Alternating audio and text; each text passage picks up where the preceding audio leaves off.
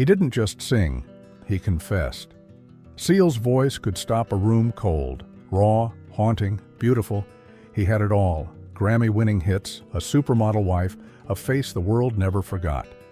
But one day, he disappeared. No scandal, no dramatic farewell, just silence. And behind that silence was a story no one saw coming. A childhood marked by abandonment, a disease that scarred more than his skin, and a love story that gave him everything before quietly falling apart. Why did Seal vanish at the height of his career? What pain was he carrying behind the spotlight?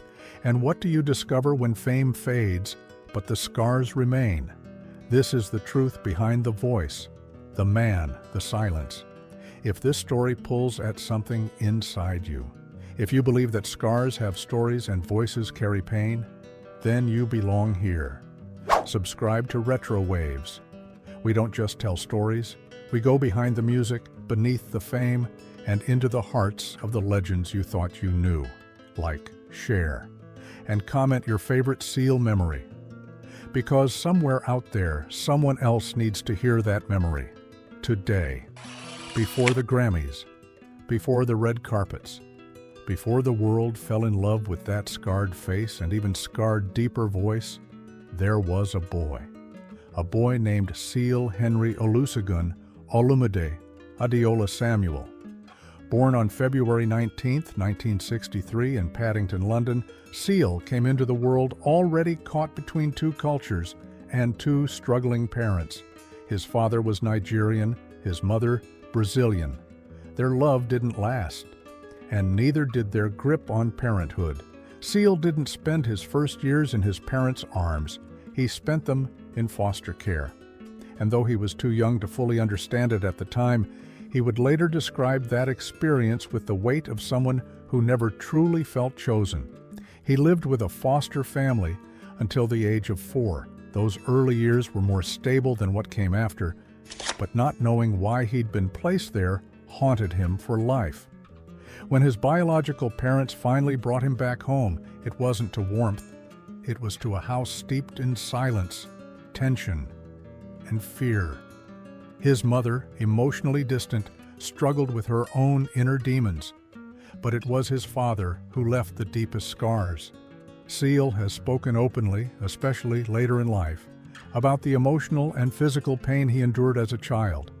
He described it not as a childhood at all, but as survival. Survival in a home where comfort didn't exist, where his skin color made him feel different in a white majority community, where no one said, "I love you." No one said, "I'm proud of you." No one told him he mattered. This kind of early detachment doesn't just fade, it burrows deep inside, shaping how a person sees the world and themselves. Even years later, after he'd filled stadiums and held awards in his hands, Seal admitted, "The love I get from fans, it's the love I always wanted from my father, that kind of love, where he'd put his arm around me and say, 'Seal, you did a great job.' I never got that, not even on his deathbed." So when Seal finally found music, he didn't find ambition. He found survival, a release, a way to scream without making a sound. And when the world finally listened, they didn't just hear talent. They heard trauma turned into melody. But the question was always lurking, would success finally fill the hole in his heart? Or would it just cover it up until it broke him all over again? Before the Grammys, before the love songs that defined a generation, Seal was just a young man in London, broke, directionless, and quietly searching for purpose. He studied architecture, not because he dreamed of it, but because survival required something practical. Music wasn't the plan, it was the lifeline. Late nights, local clubs, backing bands, anything to stay close to a microphone. He didn't have the polish of a pop star, but he had something rarer, a voice that cut deep, raw, weathered, and honest. Would you take my tears and watch the sunrise? When he joined the funk band Push, they toured through Asia, far from glamour. He sang in smoky backrooms, slept on floors, lived out of bags, And somewhere between the cheap motels and indifferent crowds, something was forged. By the time he returned to London, he wasn't just another singer. He had a sound and a story. Then, in 1990, a fateful meeting with producer Adamski changed everything. Seal recorded vocals for a track called Killer. The result? Instant phenomenon. There's no other love. There is no other love. Killer rocketed to the top of UK charts, and suddenly, the scarred man with the haunting voice was everywhere. But even in those early days of fame, one question followed him. Would people love the music, or ever truly see the man behind it?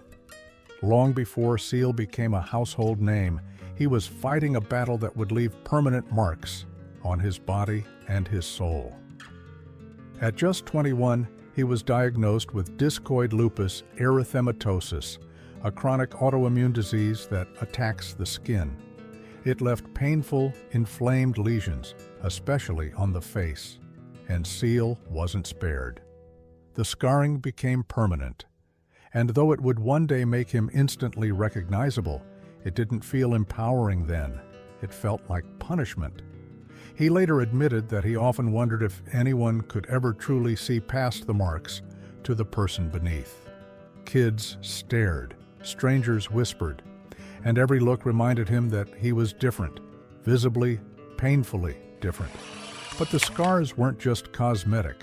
Lupus brought fatigue, joint pain, flare-ups that struck without warning. And for a performer, those symptoms didn't just make life harder. They made it unpredictable. Still, Seal rarely spoke of it publicly in those early years. He performed through the pain, the exhaustion, the self-doubt. Later in life, he would reflect on it with quiet strength. This body is not who we are. I got off lightly. He chose not to cover the scars. He never chased cosmetic correction. And in an industry obsessed with image, that decision made a statement louder than any lyric. He wasn't here to be perfect. He was here to be real. Seal had built a career on heartbreak and survival. But when he met Heidi Klum, it looked like something finally healed. She was a global supermodel. He was a Grammy-winning artist. They met by chance in a New York hotel lobby. Just 5 weeks later, they went on their first date. At the time, Heidi was pregnant from a previous relationship. Seal didn't walk away, he stepped in. He supported her through the pregnancy and raised her daughter, Lenny, as his own. In 2005, they married on a beach in Mexico. It wasn't a celebrity spectacle, it was intimate, simple, and full of heart. Together, they had 3 more children, and every year they renewed their vows, a family tradition Seal cherished. He once said, "For the first time in my life, I had total clarity in a relationship. To the world, they were picture perfect. But to Seal, this was more than romance.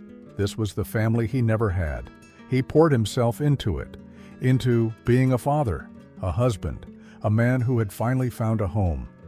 And for a while, it looked like the final verse in a story that had started in pain might finally end in peace. But life had one more twist waiting, and what began like a miracle would soon unravel in silence. To the world, Seal and Heidi Klum were the perfect couple, a global superstar and a supermodel, building a beautiful family together. They renewed their vows every year. They smiled on red carpets. They gave interviews about love and family. It all looked unbreakable. But in 2012, everything changed. After nearly 7 years of marriage, they released a joint statement. We have grown apart. We continue to love each other very much. No drama, no scandal, just quiet heartbreak. For Seal, it wasn't just a divorce. It was the loss of the one thing he had spent his whole life searching for, a real family. He didn't speak badly about Heidi. He respected her privacy and protected their children. But the sadness in his interviews said everything. She eventually remarried. He didn't. Though there were rumors he later dated a former assistant, Seal kept his romantic life private. No big gestures. No new beginnings in the spotlight. He focused on his kids, on being present, on holding together what he still had. Because when you've grown up in chaos, even the smallest bit of peace feels sacred.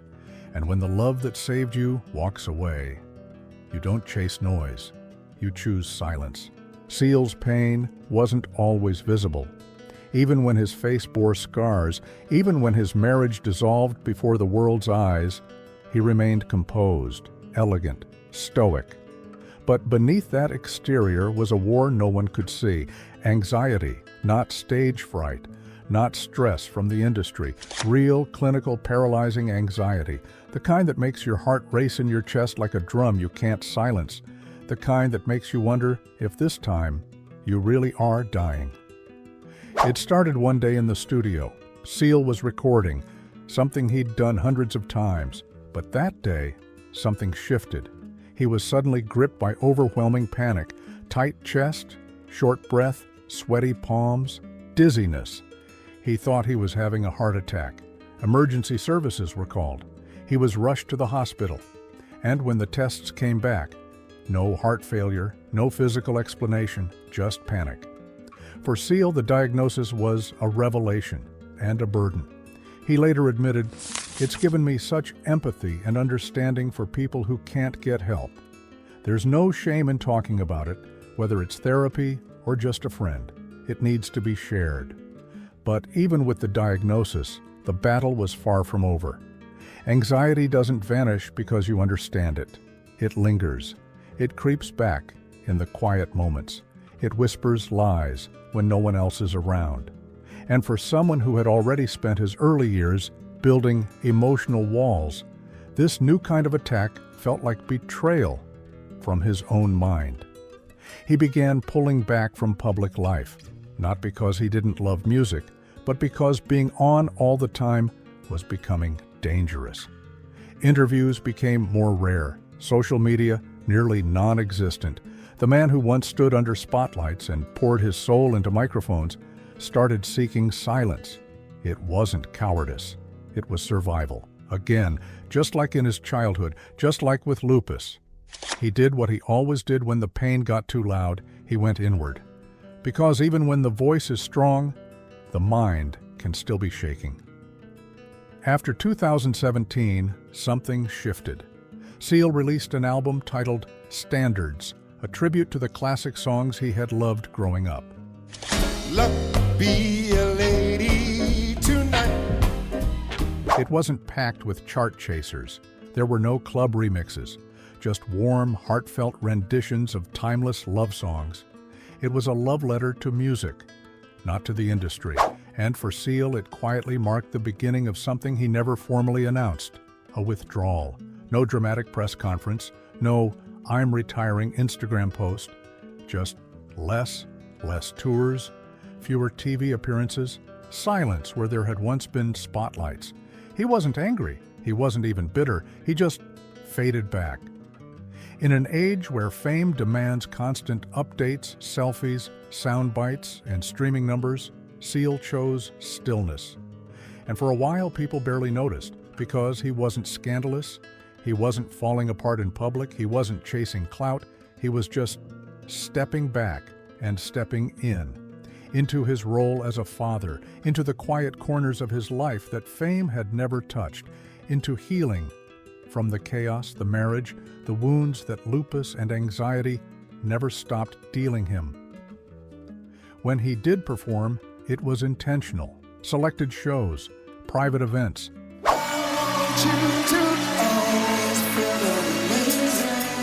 occasional interviews that felt more like intimate conversations than PR moves. And even in those moments, something had changed. His voice, still as haunting, still as textured, carried something new. Not just longing, but caution. As if every note was carefully measured. As if he'd learned that too much vulnerability could still cost him. Because by now, he knew. Fame doesn't heal, it distracts. And sometimes, it delays the very grief you've spent your life trying to outrun. So Seal did something most celebrities don't. He stopped running, and he started being still. There's a quiet dignity to the way Seal has aged. Now in his early 60s, he's no longer the face on every magazine cover. He's not competing with TikTok stars or viral trends. He's not trying to stay relevant. Because Seal was never about relevance. He was about truth, emotion, the kind of music that lives in your chest long after the song ends. But even that kind of music takes a toll, especially when the body begins to betray you. Lupus has been Seal's companion for over 4 decades, and while he's never used it for sympathy, the impact is real. As he's aged, the symptoms have become harder to ignore. Fatigue hits harder, joint pain lingers longer, inflammation flares unexpectedly, and for a man who built his art on the ability to perform, to give everything, scaling back has been more than a physical adjustment. It's been emotional. Because slowing down isn't just about scheduling, it's about identity. It's about admitting that you can't do what you once could, and learning to be okay with that. Seal has also grown more protective of his voice. That incredible, gritty, mournful voice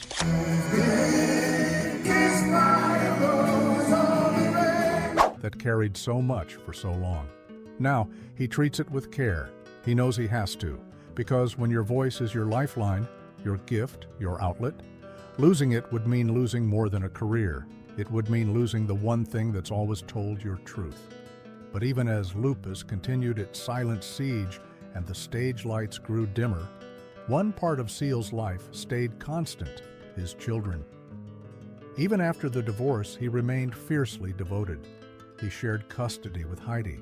He attended games, took them on vacations, showed up again and again, and in doing so he gave them something he never had: a present father, a safe presence, a kind of love that didn't have to be earned or proven. When asked in interviews about his proudest achievements, he doesn't talk about Grammys, he talks about his kids. Because fame fades, bodies break down, but love, real love, if you're lucky, stays. And for Seal, giving that love became his redemption arc, not to the world, not to fans, but to himself. For years, Seal's life was orchestrated like a symphony, from the pounding rhythm of childhood trauma to the crashing crescendos of sudden fame, from the soft strings of new love to the jarring silence of heartbreak and isolation. Every phase was a movement in a larger composition. But what happens when the music stops? When the applause fades? When the person who built his identity on being felt no longer knows if anyone still hears him? This is the question that Seal had to face, not on stage, but in silence. Because when the last vow was spoken, when the last camera shutter clicked, when the last fan screamed his name in a sold-out arena, there was just him. A man whose scars no longer needed hiding, but still stung on quiet mornings. A man whose body, for all its strength, still woke him with pain. A man who had tasted everything: love, legacy, legend, and still found himself wondering, was I ever truly seen for who I am? Not the pop star, not the icon, not the man married to Heidi Klum, but the boy who survived his father's cold hand, the teenager who questioned whether anyone would ever love him with a scarred face, the adult who sang not for fame, but for freedom. And yet, even in this private reckoning, there was no bitterness. Seal never lashed out at the industry that moved on. He didn't spiral into controversy to be noticed, didn't stage a comeback tour to remind the world who he was, because maybe he no longer needed to.